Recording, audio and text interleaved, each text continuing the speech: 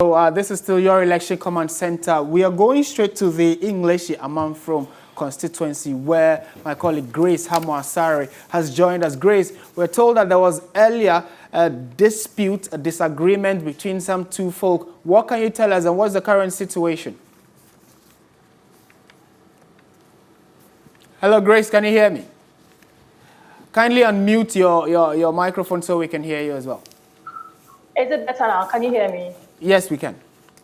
Great. So the disagreement was about the delay in announcing the winner of the two elections, that is the parliamentary and then that's of the presidential, and then the fact that the NDC had earlier raised issues concerning some pink sheets and the fact that they were not around when the coalition was being done. But finally, the results have been able to put together, and the parliamentary candidates for the NPP, who is also the CEO of the National Youth Authority, Sylvester Tete, has been announced victorious in the parliamentary election. He polled some 42,806 votes against Alexander Kwaku's 37,502 votes.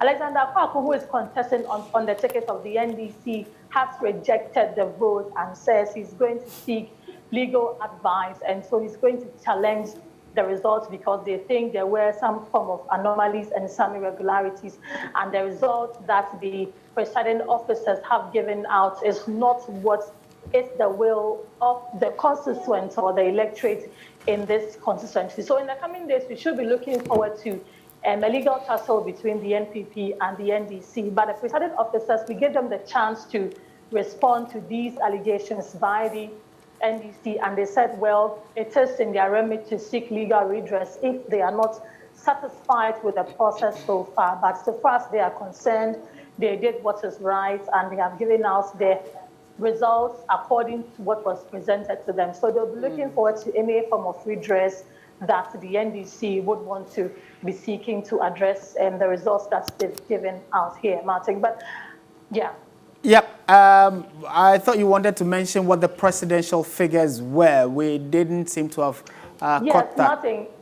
We are still collating presidential results. Okay. Interestingly, polls closed. It's been almost 24 hours since polls closed here at Ngleshie Amanfrom, but we are still collating presidential results. We don't have any figures now when it comes to presidential results. The presiding officer has assured us that they should be doing that in the next between 10 and 20 minutes, and so when it comes out, I'll give it out. But in the 2016 elections, the NPP won the seats when it comes to both presidential and parliamentary. So there is a likelihood that the same thing will be repeated, especially now that the NPP has also won the parliamentary seat with over 42,000 votes as compared to the 26,000 votes they polled in the 2016 elections. Grace, just a quick question as well, because some hours ago, I think before the counting began, Sylvester Tete had also mentioned or alleged that the electrical infrastructure had been tampered with.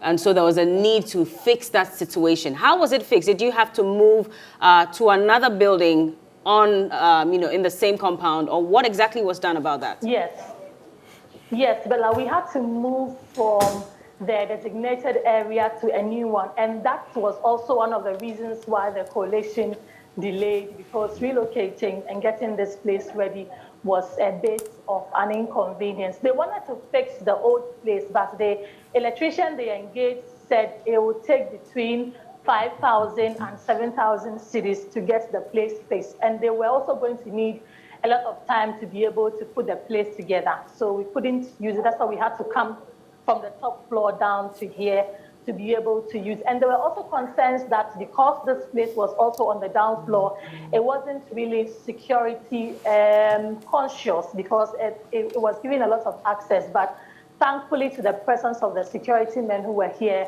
they ensured that only the rightful people were inside the collation center. And so we're able to fix it. The headmaster of the school tells me the school will have to find a way to fix the electrical infrastructure here because students are coming back. In fact, students are still in school, and that classroom is part of the boarding facility, and so they'll have to find a way to fix it, or the education or learning and studying will also suffer in the Christian Methodist Senior High School. I see. Anyway, thank you so much, Grace, for speaking to us. And she's been coming to us from the Christian Methodist Senior High School Collation Center at Ngleshie Amanfrom, where Sylvester Tete has been declared winner of that constituency. And an interesting issue regarding that constituency is that the NDC candidate, in the case of Mr. Kwaku, he is a first-timer there. In 2016, he contested in the Okaikwe South constituency, still on the ticket of the NDC, lost, but then thought that his fortunes may be better when he goes to Ngleshie Amanfrom. Unfortunately, he seems to have lost again. But like you heard Grace say, he says he's going to pursue it legally and see what goes on. Hopefully, he might get that to overturn in his favor.